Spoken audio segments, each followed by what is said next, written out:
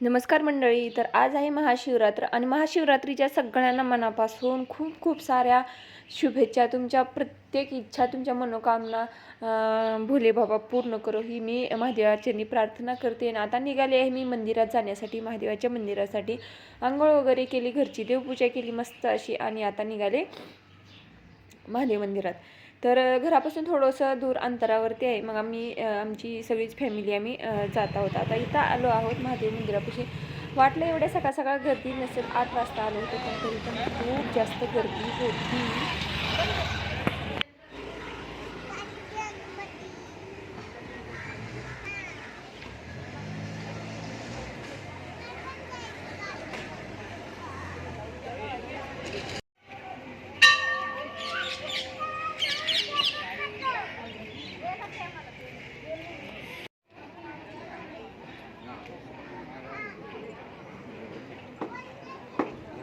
ए बाई तर हो ताई झालं बरं का.